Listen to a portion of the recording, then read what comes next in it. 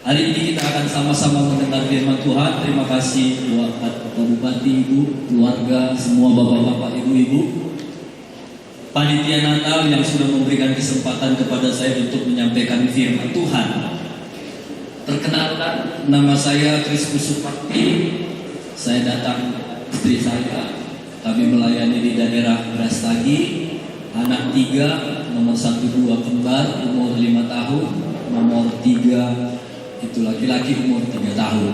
Ya, itu saja sedikit perkenalan. Hari ini kita diberi tema kuatkan dan teguhkanlah hatimu. Sama-sama bilang, kuatkan dan teguhkanlah hatimu. Subtemanya dengan semangat Natal, hendaklah taruna-taruni kita semua yang hadir di sini tetap memiliki pengharapan dan iman yang kuat di dalam Tuhan untuk mengejar cita-cita dalam situasi pandemi COVID-19. Hari ini kita akan membaca, ada tema di dalam 1 Yosua Yosua 1 ayat 9. Saya akan baca buat kita semua. Ini ayat saya ada tempel di meja belajar saya, ada satu pak isinya ayat ini. Yosua 1 ayat 9. Bukankah telah kuperintahkan kepadamu, kuatkan dan teguhkanlah hatimu, jangan kecut dan tawar hati, sebab Tuhan Allahmu menyertai engkau kemanapun engkau pergi. Ayat ini begitu merema di hati saya. Saya tempelin di meja belajar. Kemana saya pergi saya ingat ayat ini. Aku pergi, aku yang menyertai engkau. Saya rindu kita baca ayat ini sama-sama. Tapi nanti kata engkau yang di bawah itu 2 ganti jadi aku. 1, 2, 3. Bukankah telah kuperintahkan kepadamu, kuatkan dan teguhkanlah hatimu, jangan kecut dan tawar hati, sebab Tuhan Allahmu menyertai aku kemanapun aku pergi. Inilah Natal. Tadi waktu Maria melahirkan seorang putra, dia diberi nama Immanuel, Allah beserta dengan kita. Kenapa hari ini kita diingatkan oleh firman Tuhan untuk menguatkan, meneguhkan hati kita? Karena ternyata hari ini banyak orang-orang waktu masa pandemi ini, hati mereka itu takut, tawar hati. Firman Tuhan bilang, kalau engkau takut tawar hati, kecillah kekuatanmu. Ilmu kedokteran juga bilang, imun kita itu turun. Jadi gampang kena serangan. Justru hari-hari banyak orang meninggal karena ketakutan. Saya baca di dalam bahasa Indonesia sehari-hari. Janganlah engkau takut atau kurang bersemangat, sebab aku Tuhan Allahmu yang mendampingi engkau kemana saja engkau pergi. Saya baca lagi bahasa kali. Tadi kan banyak bahasa ya. Olah kambiar, olah aru atendo, sebab aku Tuhan di batadu tetap rasam. Saya baca dalam bahasa Papa. Ulang konom biar barang dadat, kumerna aku Jehovah di batamu, dak mandengani kono barang mike sambing kono laus. Bahasa Simalungun. Ulang godir ajah anjaha madia, ay Jehovah nai di batamu, do osamanmu barang hujat kolau. Amin. Bahasa Toba.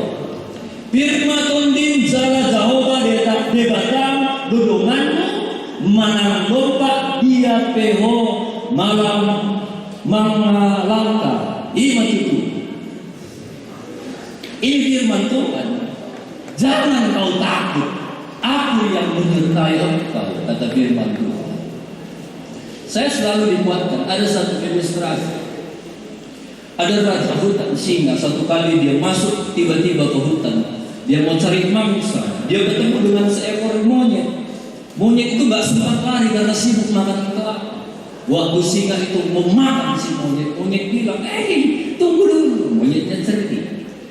Jangan mau sembarang makan. Aku ini bukan monyet biasa. Aku ini monyet jelma. Maksudmu apa? Sini. Kalau kau nggak percaya, kita buktikan saja. Kalau aku jalan di hutan ini, semua binatang-binatang akan lari ketemu.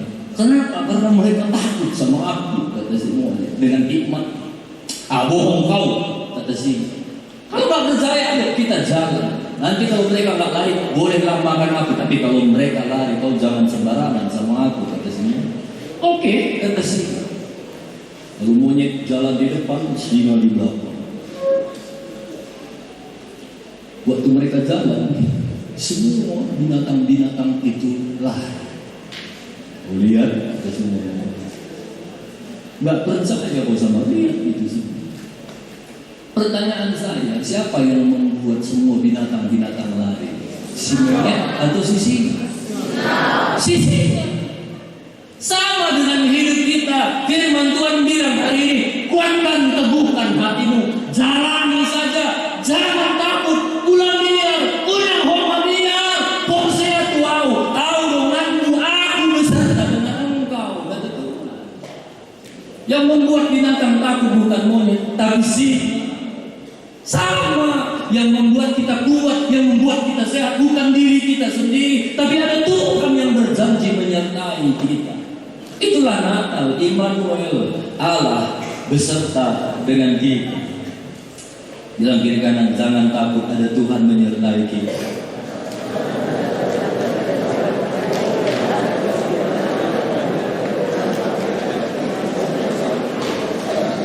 Bapak Ibu, taruna-taruni, selama kita hidup selalu ada masalah.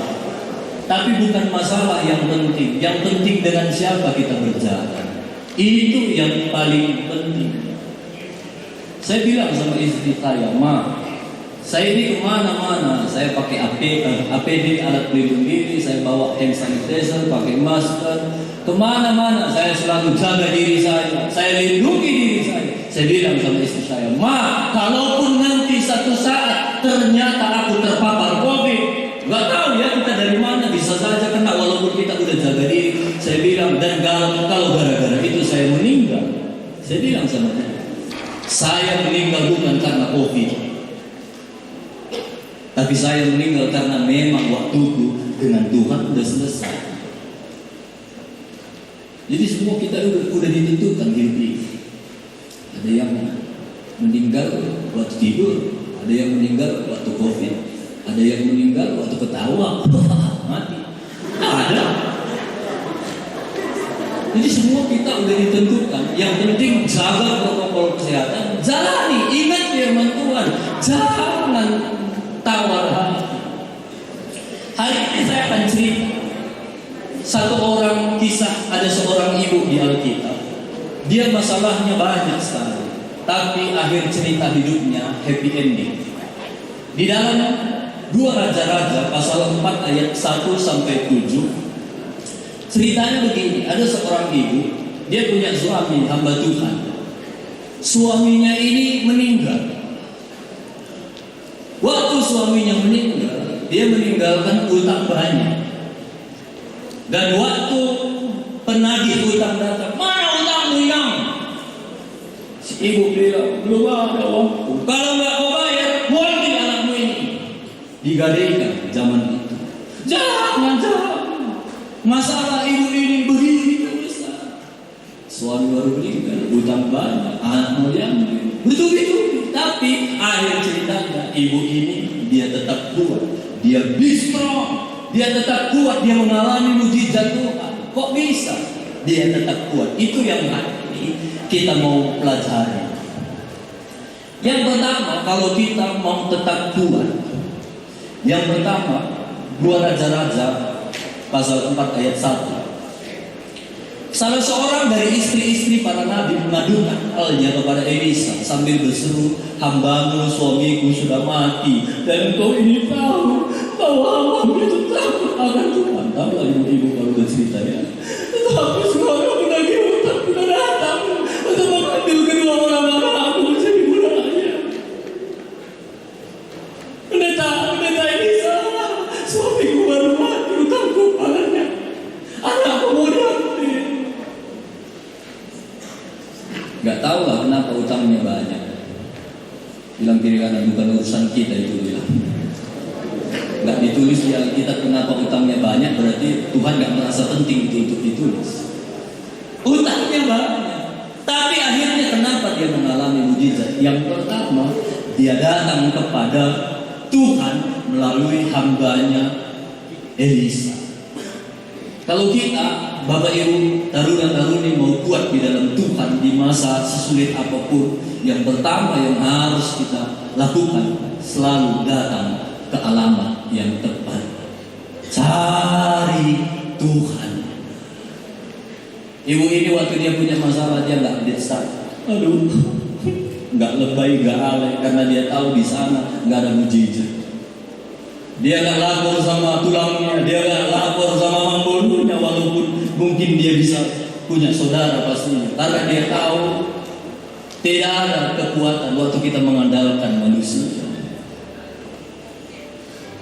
Dia andalkan Tuhan. Dia datang kepada Tuhan melalui hambanya Elisa. Bapak Ibu, semua kita taruna-taruni sama kita di hadapan Tuhan. Nggak ada satu manusia pun yang kuat tanpa Tuhan. Sama seperti handphone. Handphone kita semua hal apapun, kalau dicas paling tahan full 2 hari, paling hebat 2 hari, setelah itu mati.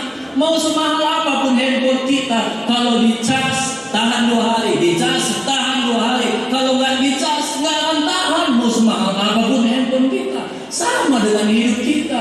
Mau seberapa hebat kita, mau seberapa tinggi jabatan kita, kalau nggak dicas sama Tuhan, nggak kuat kita. Mau kita kepala sekolah, tanpa Tuhan nggak kuat. Mau kita bupati, tanpa Tuhan nggak kuat. Mau jadi pendeta juga, di liturgi profesi saja yang hebat pendeta itu, pada kenyataannya sama. Kami pun kan ada lagunya, pendeta juga manusia. Semua pendeta juga manusia. Kalau kalian bongkar punggungku ini, gak ada baterai alkalin di dalam. Aku juga manusia, aku juga perlu Tuhan. Aku pendeta pun tanpa punya hubungan yang intim dengan Tuhan setiap hari, gak kuat. Makanya kalau kita mau kuat, bangun hubungan, datang ke alamat yang tepat, yaitu Tuhan. Saya punya teman di Jakarta, dia punya panti rehabilitasi. Saya pernah cerita-cerita, saya tanya dia, orang yang bagaimana yang paling banyak di tempat kakak itu? Dia bilang begitu, Pak Pendeta, di sini paling banyak adalah wanita-wanita tamatan SMP atau tamatan SMA yang maaf ini hamil di luar nikah lalu dibuang keluarga. Keluarga gak anggap lagi, bikin malu keluarga kau, pindah dari rumah ini. Itulah yang kami layani di sini yang paling banyak. Lalu dengan singkat saya bilang, kok bisa waktu kakak sharing cerita, apa penyebabnya, kenapa banyak anak-anak muda kok akhirnya jatuh ke dalam pergaulan bebas seperti itu? Dia bilang begini, karena salah alamat cerita Pak Pendeta. Anak muda kan gitu ya, waktu beranjak dari remaja, mulai beranjak dewasa, dia suka cari teman cerita. Waktu dia mau cerita sama bapaknya, Pak begini cerita di sekolah, nanti lah sama mama aku cerita. Nggak ada waktu, aku kerja juga untuk. Lalu dia cerita sama mak, ini kali kok nanti. Bapak mamanya sibuk bekerja. Malam anaknya udah tidur, bapaknya mamanya baru pulang. Nggak ada waktu cerita. Besok gitu, lusa gitu, seterusnya begitu. Satu kali si anak gadis ini ketemu dengan seorang pemuda. Waktu dia cerita, Bang, masalahku begini. Datang si guru, tetap kuat deh. Kuatkan dan teguhkanlah hatimu. Padahal kucing garung, buaya darat, keluar semua ayat-ayat firman Tuhan. Kuatkan dan teguhkanlah hatimu. Yosua pasal 1 ayat 9. Jangan takut, Tuhan. Tadinya si anak muda, si anak gadis ini gak punya teman cerita, salah komunikasi, akhirnya cerita. Iya. Sejak itu mulai pagi-pagi di WA, udah makan deh. Wah, siang lagi ngapain? Lagi pain. Malam udah BO2, maksudnya udah bobo. Wah, selalu dikabari. Dan si anak gadis ini, ya abang ini saya kenal, dia sama bapak mama aku nggak perhatikan aku seperti ini. Wah, dia setiap menit aku di WA. Dia pikir baik, padahal karena memang gak ada kerjanya. Dan akhirnya lama cerita, sharing, wah, akhirnya terlalu dekat. Maka kejadian lah. Setelah kejadian, keluaran, lahirlah imamah. Kalau udah lahir imamah, biasanya ulangan itu. Yang nggak ngerti perlu tambah memorinya. Kenapa itu bisa terjadi? Karena salah alamat cerita. Jadi yang pertama itu kita kalau mau buat jangan salah alamat cerita. Ibu-ibu jangan salah alamat cerita ibu-ibu. Kalau ada masalah nggak usah cerita sama Edan yang ke gereja pun malas.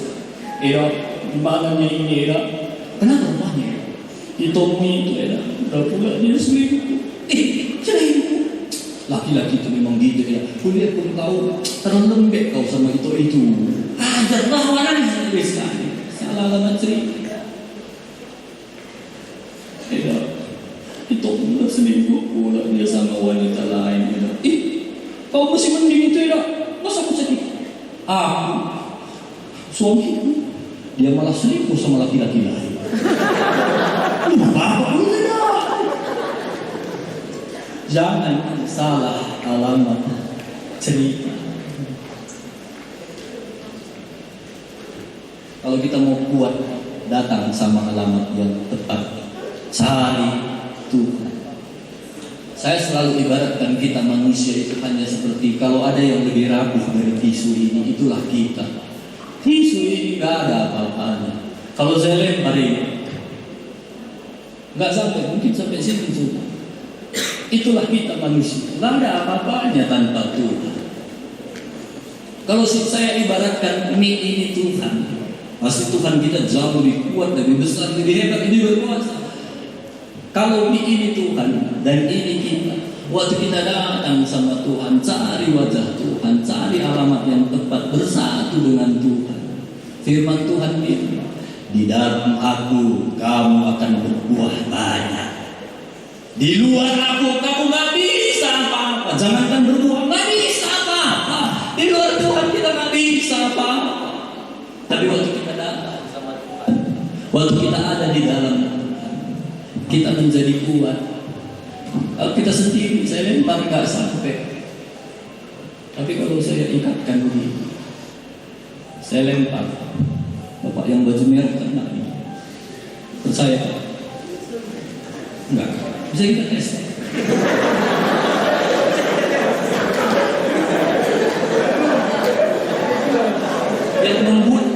Yang membuat Bapak itu kena bukan ini, tapi ini. Yang membuat orang bertobat bukan kita, tapi Tuhan. Waktu kita mendoakan orang sakit, firman Tuhan bilang, taruh tangan di atas kepalamu, aku menyembuhkan engkau. Buat orang sembuh, bukan kita, tapi Tuhan. Jadi yang pertama, kita perlu datang ke alamat yang tepat supaya kita bisa kuat. Yang kedua, ayat 2. Jawab Elisa kepadanya, apa yang dapat kuperbuat bagimu? Beritahukanlah kepada aku apa yang kau punya di rumah. Berkatalah perempuan itu, hambamu ini tidak punya sesuatu apapun di rumah, kecuali sebuah buli-buli berisi minyak. Elisa nanya, ibu, apa yang bisa kutolong? Apa yang ada di rumahmu? Ibu itu bilang, udah gak ada apa-apa lagi Nabi, udah habis semua. Kecuali buli-buli berisi minyak. Di dalam koma itu ternyata terdapat koma yang kecil, di sana terdapat satu iman yang besar. Kalau waktu itu inang itu bilang udah titik, maka tidak akan terjadi mujizat. Waktu dia bilang udah apa-apa, kecuali satu buli-buli yang kecil berisi minyak. Yang kedua, kalau kita mau terus kuat di dalam Tuhan, kita harus bangkitkan lagi iman kita. Apapun masalah kita, ingat Tuhan itu ada. Bangkitkan lagi iman kita.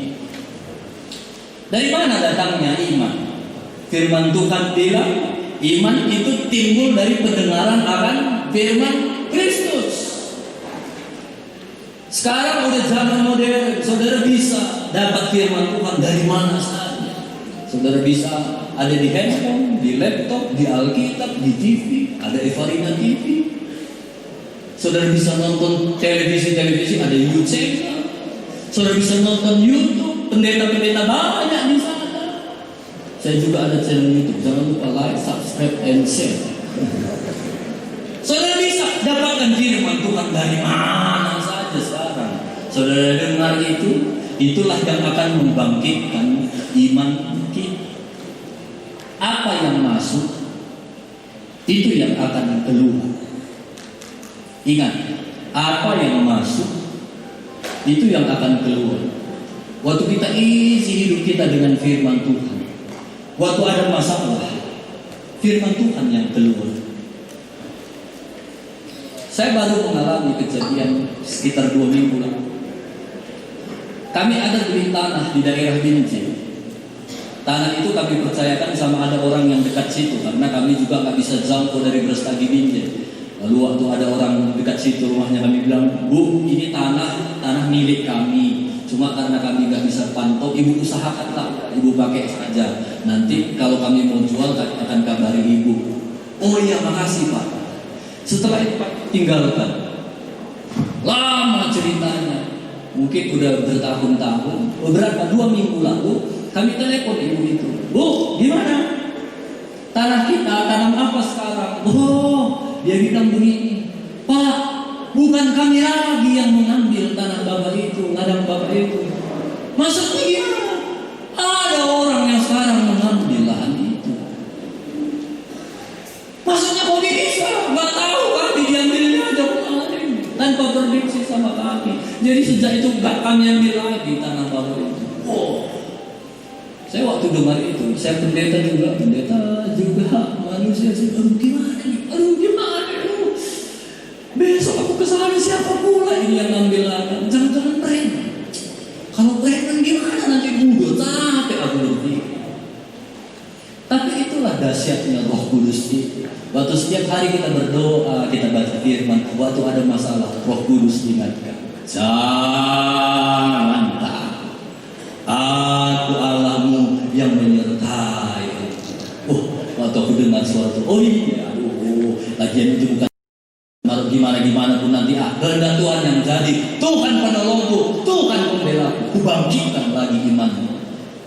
Malam itu aku bisa tidur nyenyak, walaupun gak tahu siapa yang mengambil tapak itu.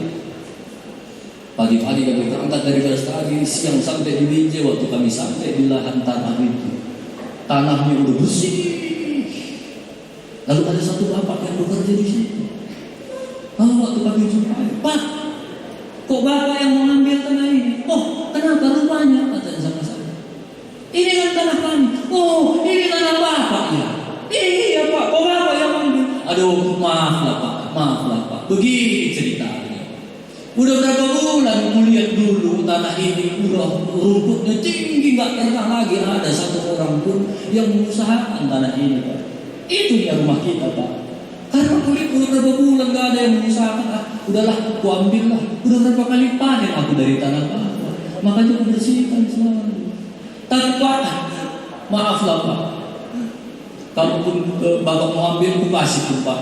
Ini memang bukan tanahku. Terima kasih ya Pak. Udah Bapak kasih beberapa tahun mengusahakan tanah Bapak ini. Sorry lah Pak, nggak aku tahu nomor Bapak, nggak bisa aku hubungi Bapak.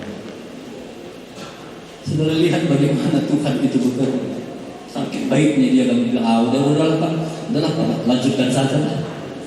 Usahakanlah tanah ini.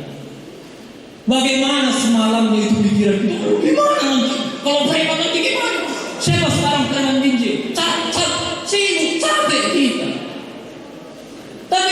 sering sekali yang dialami oleh anak-anak Tuhan zaman sekarang ini. Ribut, takut, apa mesti takut atau mati lagi di Semalungun, karena COVID, nggak tahu dia waktu bilang, putus satu sarafnya, putus, mati.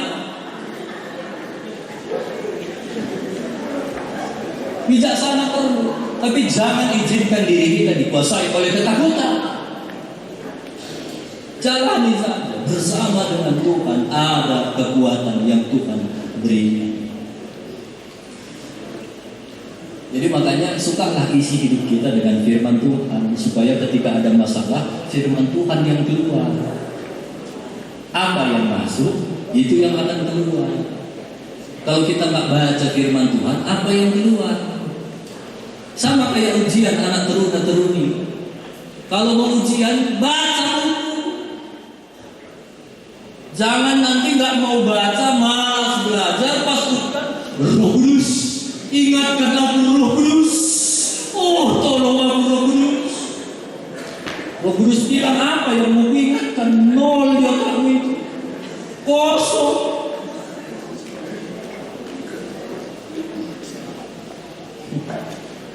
Bilang kiri kanan, belajar.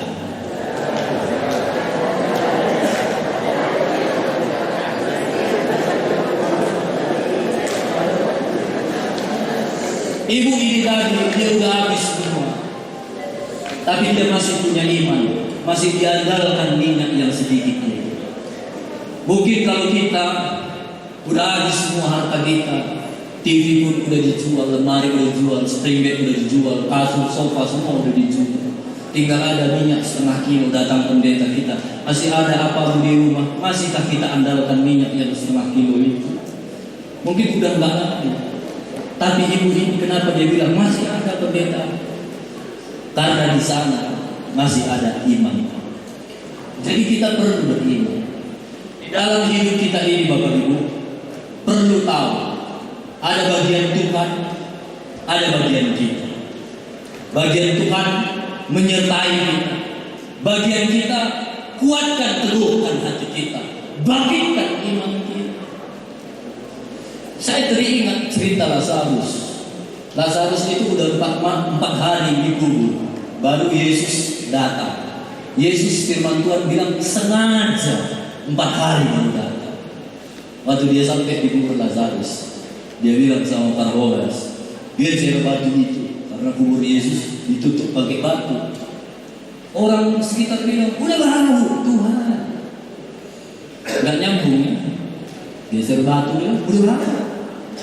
Lalu Yesus bilang, cium-cium, cocok, udah bau. Baru datang kan, iya udah kenyang aku, nggak nyambung. Nah, saya mulai berpikir begini, kenapa Yesus suruh orang-orang di sekitar itu geser batu? Nggak bisa rupanya Yesus geser batu sendiri. Bisa. Lazarus mati saja 4 hari, dia bilang, Lazarus keluar. Lazarus keluar, apalagi cuma geser batu.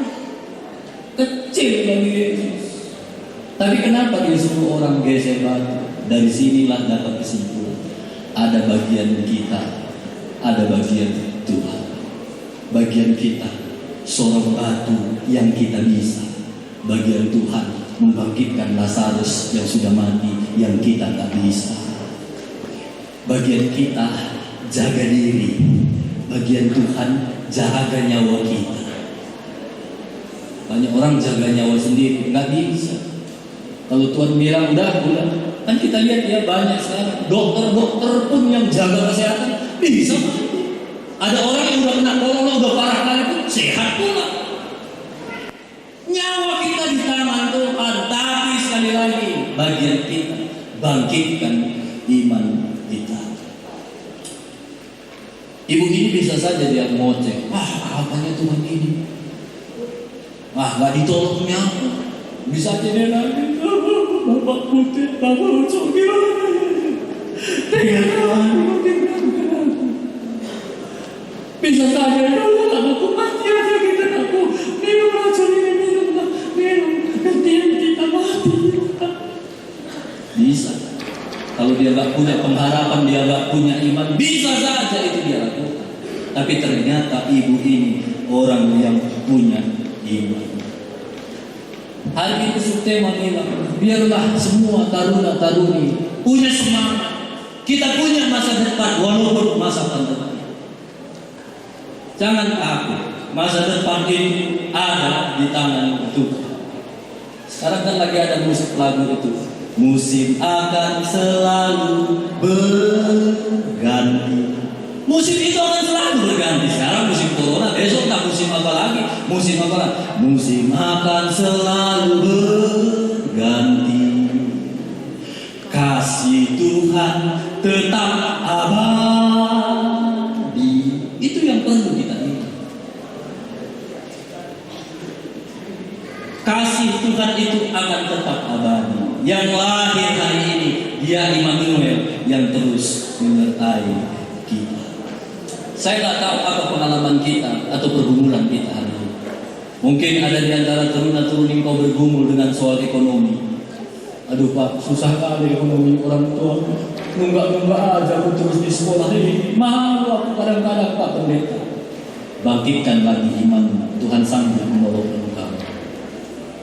Mungkin ada di antara taruna-taruni juga punya pikiran, aduh Pak Pendeta, orang tuaku sampai sekarang, mamaku udah tua sama bapakku, tapi masih terus melantang Pak Pendeta.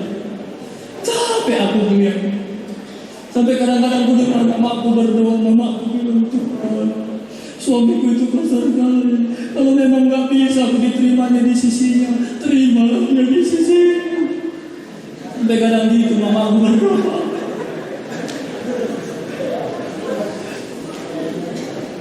Masih ada harapan, bangkitkan lagi iman.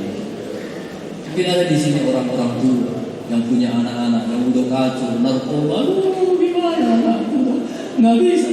Di dalam Tuhan masih ada harapan. Itu yang kedua.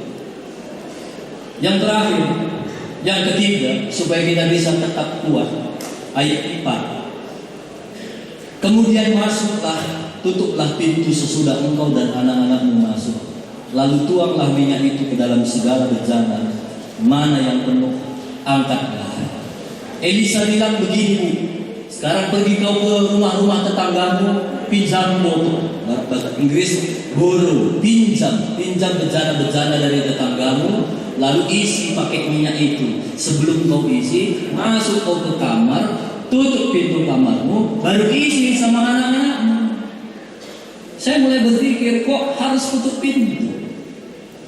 Ini kan ibu ini akan melakukan sesuatu hal yang spektakuler, mengisi buli-buli banyak, bejana-bejana yang banyak hanya dengan buli-buli yang kecil.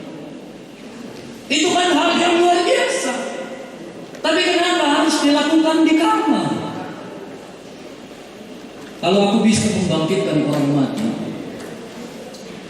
kalau waktu kamu tanya, aku tanyalah kepada kita semua. Kalau semua taruna-taruni lah khususnya, kalau ada di sini taruna-taruni yang punya karunia bisa membangkitkan orang mati, lebih memilih mana? Mendoakan orang mati di kamar berdua dengan mayat, atau di sini di tempat ini panggil Evarina TV, panggil TV One, panggil Metro TV syuting, lalu kalian panggil, lalu dia panggil. Wah, pilih mana, di kamar atau di tempat yang ramai? Jangan ada dusta di antara kita. Di kamar atau di tempat ramai? Gak jujur kalian. Kalau aku saja pendeta bisa melakukan hal itu, aku lebih memilih di tempat yang ramai. Tumbur bangkit dalam nama Yesus. Si tumbur bangkit. Orang apa? Wah, dahsyat, Tuhan Yesus hidup luar biasa. Dia dipakai Tuhan, nama Tuhan juga kan dipermuliakan. Tapi ini kok ibu ini akan melakukan hal yang spektakuler, kok disuruh masuk kamar kunci. Saya mulai mengimajinasikan ibu ini suaminya baru meninggal. Mungkin tetangga-tetangganya sering kenal. Wah ya, bayar kamu, bayar, belum ada bapak. Lalu diangkatlah sopannya.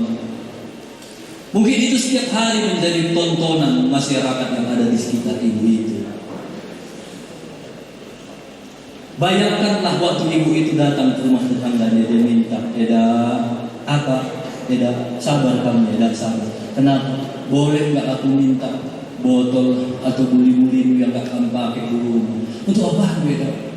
Mau isi pakai minyak. Pakai minyak apa lagi? Di rumahku ada minyak sedikit lagi di dalam satu buli-buli. Mungkin ibu itu akan bilang, waktu dia bilang aduh, mungkin dalam pikiran udah stres kayaknya. Waktu dia ketok lagi, bisa nggak Eda aku minta botol? Untuk apa ya? Untuk apa? Duduk dulu ya, duduk sabar. Mau isi pakai minyak. Pakai minyak. Ini ada sedikit. Jangan stres Eda, jangan stres. Bisa saja kan itu terjadi. Pergi lagi ke pintu. Aduh Eda, kok udah botol hangus kok sekarang. Aduh, kok udah 7:05. Aduh. Bisa saja itu terjadi kalau ibu itu ketok satu pintu, lalu dia isi, orang lihat, orang akan merendahkan. Makanya disuruh tutup pintu. Yang ketiga, kalau kita mau kuat dan teguh hati, belajar, tutup telinga kita, tutup hati kita, tutup mata kita dari hal-hal yang melemahkan kita. Sekarang ini banyak sekali hal-hal yang melemahkan. Saya nggak tahu apa yang melemahkan Bapak Ibu. Mungkin TV, atau mungkin media sosial, atau mungkin omongan orang. Tutup itu semua dari hal-hal yang melemahkan, supaya iman kita ini tetap teguh dan terpelihara. Ada satu kakak yang masuk satu lubang. Waktu dia mau keluar, udah nggak bisa lagi karena lubangnya terlalu tinggi. Waktu dia mau keluar, teman-temannya bilang, udahlah sabar aja, tunggu aja sampai hujan deras turun. Nanti waktu hujan deras masuk ke lubang ini kan airnya akan mengangkat engkau. Tapi si kakak itu terus saja lompat. Sampai teman-temannya bilang, jangan dipaksa, mati kau nanti. Terus saja berusaha. Sampai teman-temannya satu-satu tinggalkan dia. Susah kau, keras kepala, bandel, jubur, nggak bisa dibilang kok. Teman-temannya kata satu-satu pergi. Tapi satu kali waktu dia lompat dengan sekuat tenaga, dia keluar dari lubang itu. Lalu teman-temannya bilang, kok nggak bisa dengar? Kok kau keras kepala? Kau paksa diri mati kau nanti? Kok bisa kau begitu? Ternyata selidik punya selidik. Si kata ini tuli. Dia nggak bisa dengar. Waktu orang bilang, jubur nih, keras kepala, dia nggak bisa dengar. Yang justru dia lihat ke atas, gini, semangat, heran, ayo, karena tutup pintu kita dari hal-hal yang melemahkan. Kalau banyak hal-hal yang berbahaya begini, lalu kita takut, maka kecil kekuatan kita. Dan akhir dari cerita ini, ibu ini mengalami mukjizat. Dia isi semuanya. Sekarang dengan mental yang berbeda, dia datangi kembali rumah-rumah tetangga yang dia pinjam botol ini. Ini aku kembalikan. Dia bisa tetap kuat menghadapi badai karena dia lakukan ketiga hal itu tadi. Dia datang sama Tuhan alamat yang tepat. Yang kedua, dia bangkitkan imannya. Dia nggak membiarkan ketakutan itu menggerogoti imannya. Dan yang ketiga, dia tutup telinganya dari hal-hal yang melemahkan. Makanya dia bisa bangkit bersama dengan Tuhan. Kalau kita mau kuat dan teguh hati hari ini, lakukan ketiga hal ini. Saya akan tutup dengan satu kesaksian. Di pelayanan kami ada seorang ibu yang sederhana, bisa dibilang pekerjaannya cari pagi makan sore, tapi dia cinta Tuhan. Setiap pagi dia bangun pagi, dia berdoa kepada Tuhan, dia baca firman Tuhan, dia lakukan Tuhan. Pekerjaannya dia bekerja di ladang orang. Dia punya anak yang masih kecil, balita. Satu kali waktu anak itu dibawa ke ladang bekerja di ladang orang mengutip kopi, ibu itu kutip kopi, anaknya ditinggalkan di sopo. Namanya anak-anak main-main kopi. Wah, dia tidur-tiduran di kopi, dia ambil kopi, dia main kelereng. Satu saat udah bosan dia dikupasnya kopi itu dimulai masukkannya ke dalam hidungnya. Kopi itu kan licin, dimasukkannya ke hidungnya, tekannya dari sini. Hah, dia ketawa dia. Dimasukkannya lagi. Hah, ketawa dia. Lama-lama rasanya kurang masuk rasanya, dimasukkannya. Hah, makanya nggak keluar dulu. Dikoreknya makin dalam. Udah gak keluar, udah sesak rasanya, teriak dia, mamanya lah digosok, dia kenapa aku kopi di dalam. Lalu mamanya panik, dikorek dia pula ke dalam, makin dalam lah, jadi mamanya lebih besar. Wah, semakin pusing dia mama. Lalu dia bawa anaknya ke rumah sakit Kabanjahe. Sampai di Kabanjahe, dokter periksa, dokter bilang begini aja ibu, kami udah scan ibu ini udah sumbat. Kita nggak usah lama-lama, ini harus dioperasi. Kalau nggak dikeluarkan, ini bisa lumpuh nanti ke otaknya karena udah sumbat di sini. Sekarang begini saja, ibu pulang ke kampung, cari uang sekian juta, kami sekarang kerja, tanda tangani ini untuk supaya kami operasi. Si ibu bilang, bagaimana nanti caranya aku membayar uang operasi itu? Jangankan bayar uang operasi, Pak Dokter. Makan aja aku cari pagi, makan sore, Pak Dokter. Terus gimana? Kata dokter itu. Enggak lah, Pak Dokter. Ku bawa anakku ini. Aku masih punya Tuhan yang dahsyat. Dokter pun, ya kalau ibu udah ngomong Tuhan, aku udah angkat tangan lah Tuhan. Tapi kalau ada apa-apa jangan salahkan rumah sakit kita ya Bu. Iya Pak Dokter, makasih ya Pak Dokter. Iya Pak. Dibawanya anaknya itu pulang dari Kabanjahe sampai ke kampung. Waktu diangkut ibu ini berdoa sama Tuhan.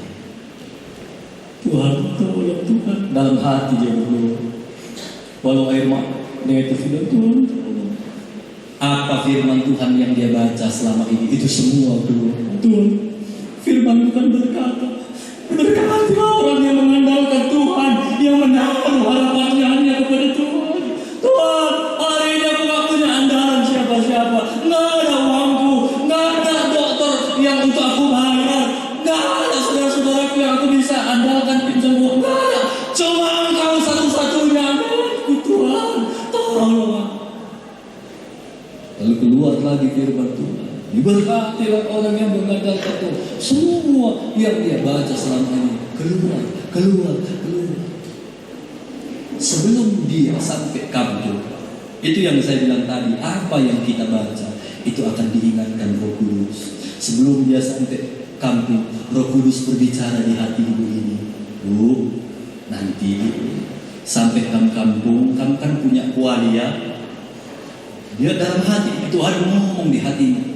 Nanti sampai rumah ambil wali, ambil cabai, ambil bawang, pokoknya semua jenis benda-benda yang waktu kamu gongseng itu membuat bersih, kamu taruh gongseng nanti di rumah itu. Nanti aku akan bekerja, kata Roh Tuhan di hatimu.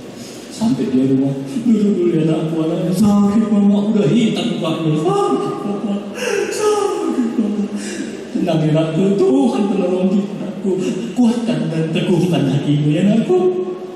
Takut dia diambilnya kuali sambil dia berdoa Tuhan tolong, diambilnya cabai, diambilnya uang Tuhan digongsengnya.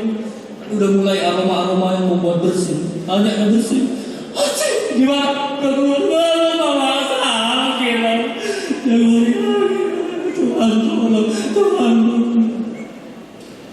Nah, sudah tahu waktu anaknya bersih yang kedua apa yang terjadi? Nggak terjadi apa? Masih sakit mama, masih sakit. Terus sekali ambil. Tapi waktu dia goreng yang ketiga, anaknya teriak, kopinya sudah keluar. Dahsyat Tuhan kita. Tepuk tangan dong buat Tuhan Yesus.